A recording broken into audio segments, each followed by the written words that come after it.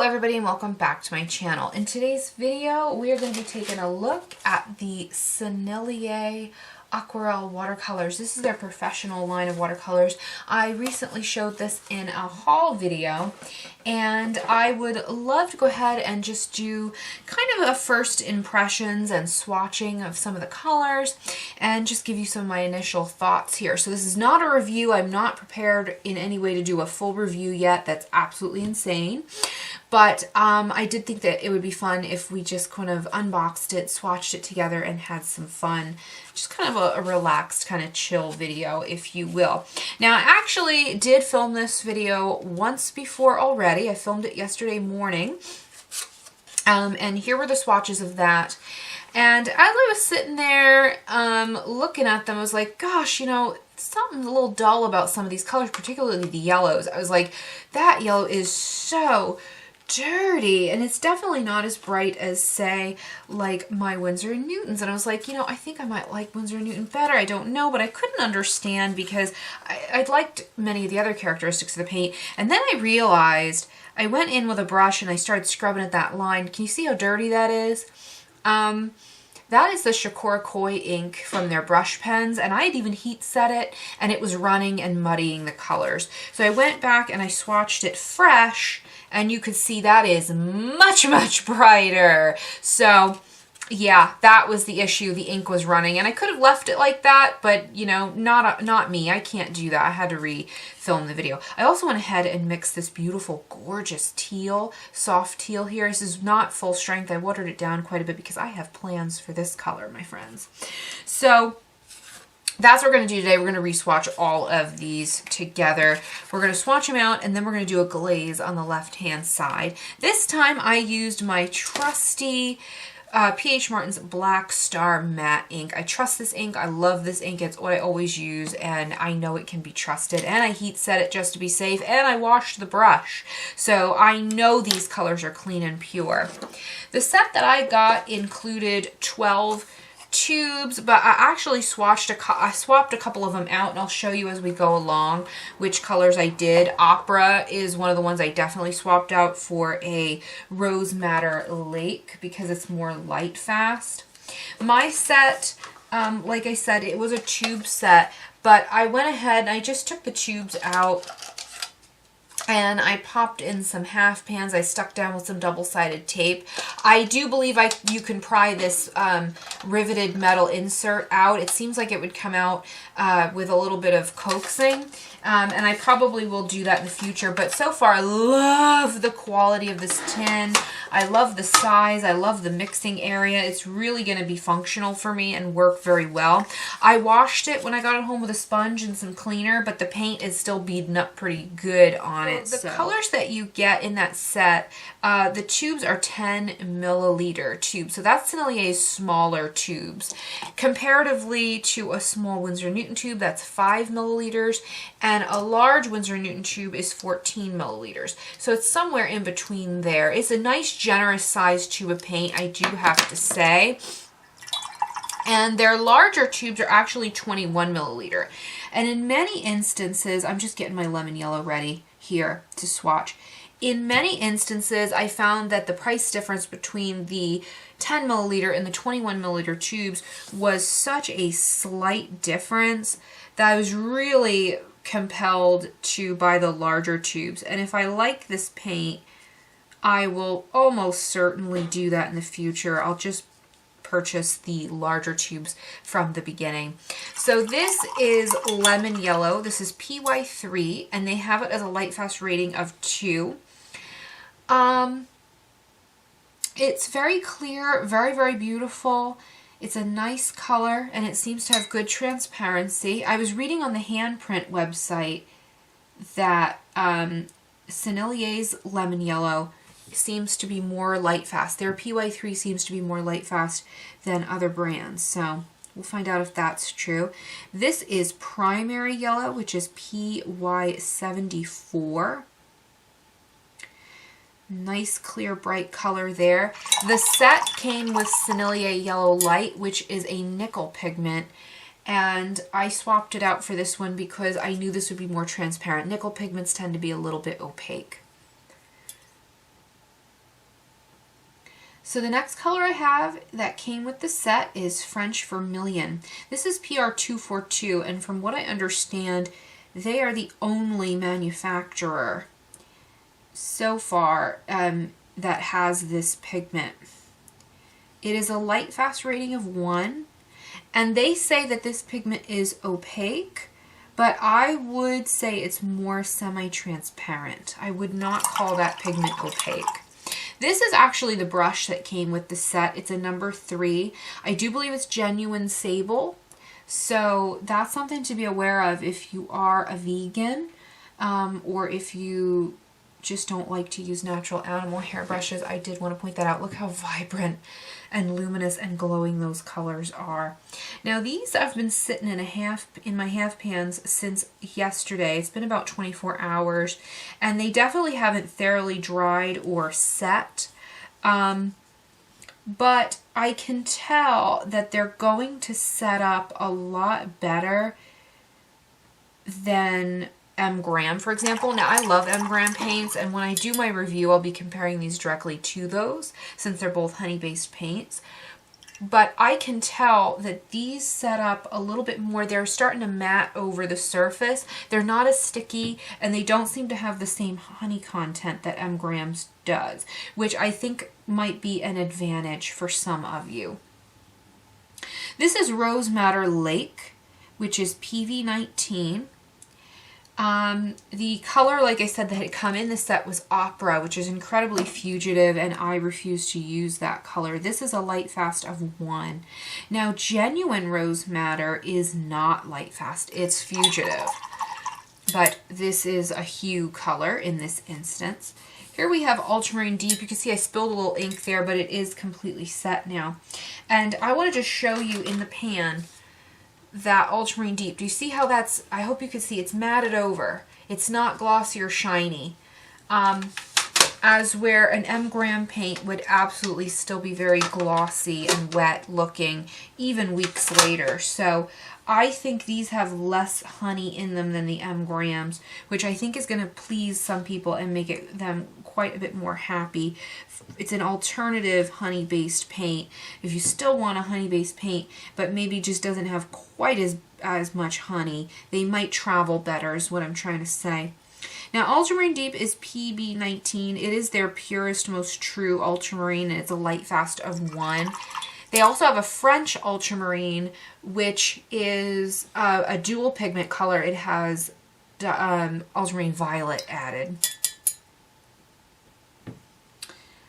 And here we have Phthalo Blue PB15 semicolon 3, and they're calling this a light fast of 2. I disagree with that.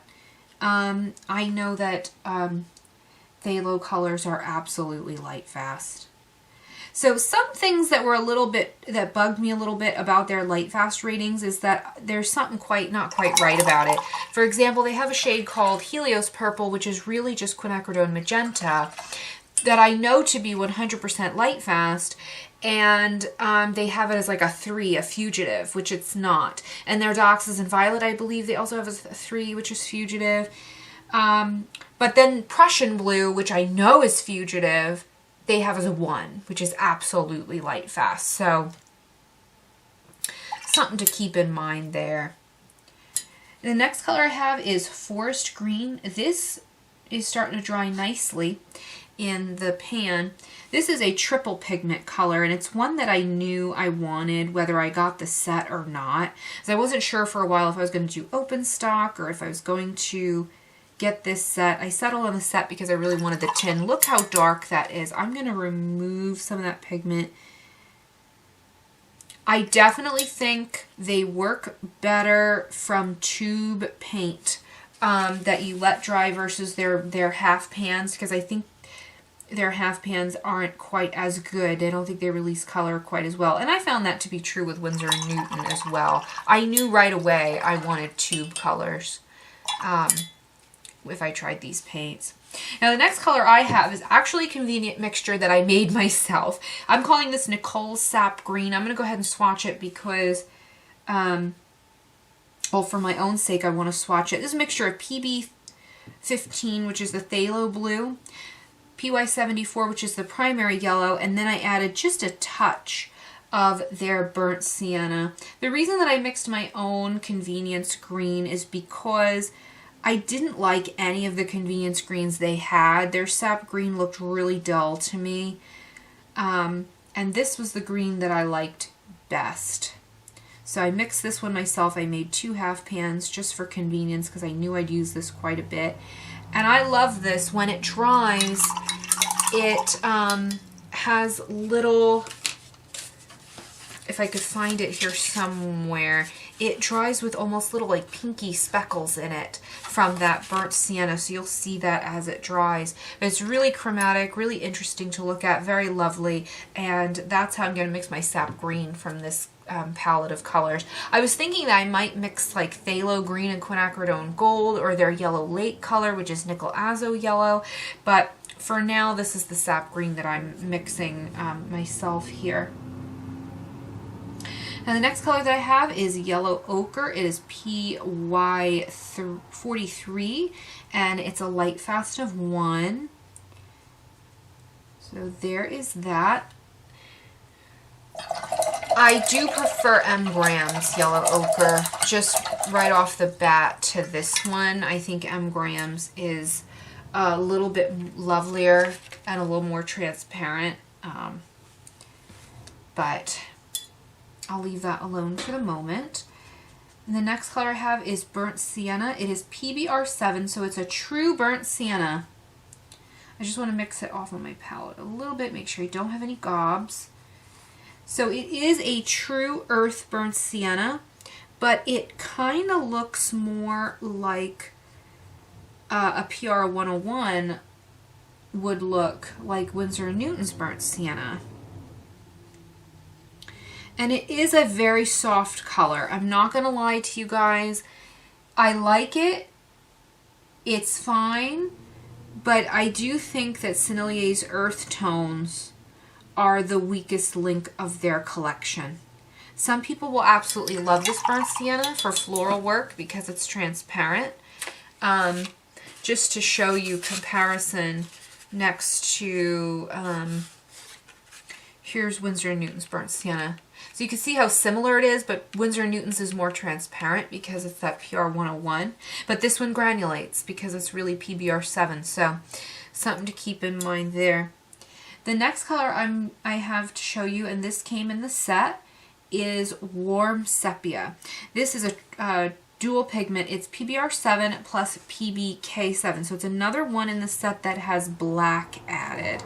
And that may bother some people. Typically it bothers me when paints have black or white added. I definitely don't want a paint that has white added, but I've kind of come around a little bit because it's done in such a tasteful way with these two colors that have the black added, and you know, I'm honestly down with that color. I think it's beautiful. And I went ahead and once that dries, it'll dry a little bit cooler. I mixed a brown between these two that's very burnt umbery. And I love that. I'll use that a ton. Here, see these greens right here? See how glowing that is? I mixed that from that forest green that has the black added. It's PBK7, PG7, and PY42. I mixed that with my primary yellow, and see how bright these mixed. This is more toward the green, this is more toward the yellow, but even though it's got a little bit of black added, it still didn't mix mud. So that's gorgeous. That is absolutely beautiful. It still mixes out very chromatically, and the same thing with that Warm Sepia. I think if you're going to get their earth tones, this is a good brown to have because it's much stronger than their real burnt umber or their real raw umber. I just think they're kind of streaky and they don't apply as nice. So I'm just going to be honest about that. When I was looking at paint swatches online trying to decide what colors I wanted, and then of course inevitably I ended up getting this set anyway, but I knew that was one I wanted from the collection. This is their Payne's Gray, and their Payne's Gray also has black added, but more, it's got PB15, which is phthalo blue, PV19, which is the violet, And then it's got the black. And I think this makes the most interesting Payne's Gray I've ever seen. Payne's Gray is not a color I typically buy. I'm just going to be honest with you guys. But I like this one. And I think I'm going to give myself permission to use it when I use my Sennelier watercolors. Typically, like I said, I mix my own grays. I like to have my own grays mixed. But here I think it's very helpful because they're burnt sienna. Like if you were to mix burnt sienna ultramarine blue, you would get a gray. But this is so much more saturated and immediate because their burnt sienna is a little weak. I'm not going to make excuses for that color. I'm just not. So I want to mix some purples here with you guys. The first purple I want to mix, this is PV19 and PV29. It's for my own sake. I'm going to mix the Rose Madder Lake and the Ultramarine Deep. And the first one I'm going to mix more toward the magenta. So more with the rose. And look how beautiful that nice warm purple is. I think we could even mix a little bit more. I want a little bit more of the rose added. But you can see just the gorgeous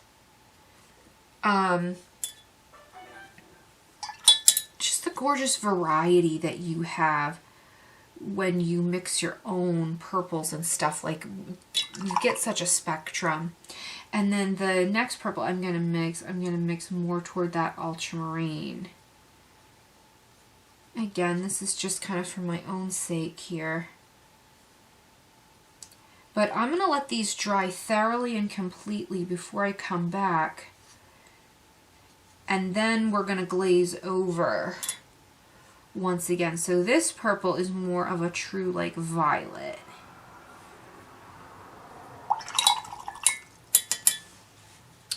Okay, so before I come back and I glaze over, I'm actually going to wash this brush again, so I'm sure it's clean. I'm going to have clean rinse water because I want to do some glazes with it. But so far, I'm really happy with these colors. And I can't wait to do a painting with them. Here I mixed some more purples off to the side here. I think they just came out gorgeous. Now, I will say one thing. They do have that Dioxazine Violet. They do have the Helios Purple. They've got convenience purples, but I've just found that I've got so many of those in my collection already, and I tend to not use them. I just find like they come out more chromatic anyway. Like that's Winsor Violet. I just think these are more interesting and probably more light fast anyway when I mix them myself. So we're going to let this dry, and we'll come back and we'll do some glazing. Alright, so I've dried all that up and I'm ready to do some glazing. I did want to mention that these paints, when I was pouring them out into my half pans, they weren't runny. They didn't like, run all over the place like some honey-based paints can. Graham sometimes does do that. I'm just going to be completely honest about that. And I think they are really nicely, generously sized for the 10 milliliter tubes. But in most cases, they're 21 milliliter tubes.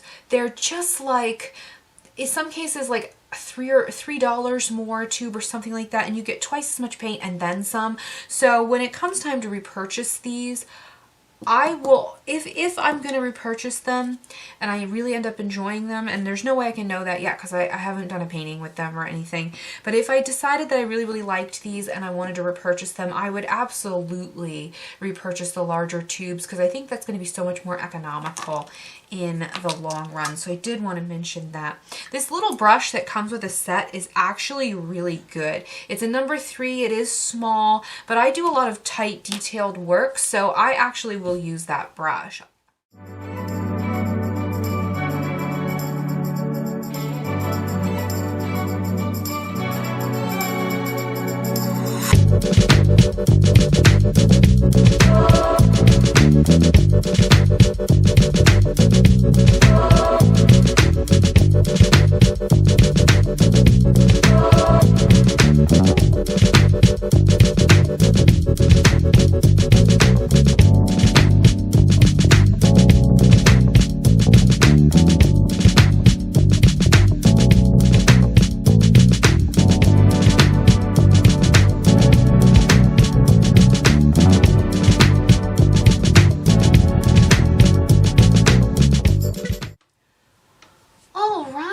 I let all that dry, and then up here in the top left corner, I went ahead and I did a third glaze. That one's still drying a bit, over all of them, just so that we could see that built up. I will say that so far, just on first impression, again, this is not a review, it's just a first impression. I'll do a review later, but I think that the colors perform really well. They don't flow as much as other paints. They don't like whoosh out. So if you were like an abstract artist, or if you were somebody who really likes to use very bright, vibrant colors, you like to really charge a lot in there all at once and get really kind of textural effects wet into wet, this might not be your paint. If you like to paint alla prima, like all in one go, one layer, this might not be your paint either. I think these really shine when you're willing to be patient and build up the layers and build up the glazes. I really think that's more what this paint was tailored towards. And at that, I think they do really well. They do glaze really beautifully. Some of the colors, like French Vermilion, PR242, that is my first experience with this pigment. I think they're the only manufacturer that I know globally that has that pigment available. It's really nice. It's actually really, really nice, and I like it, and it's supposed to be a light fast of 1, so I'm hoping, but I think I would do my own testing on that one. They're calling that an opaque pigment, by the way, but as you can see, it is not opaque. It's semi-transparent. It doesn't cover up the line any more than Pyrrole Red did.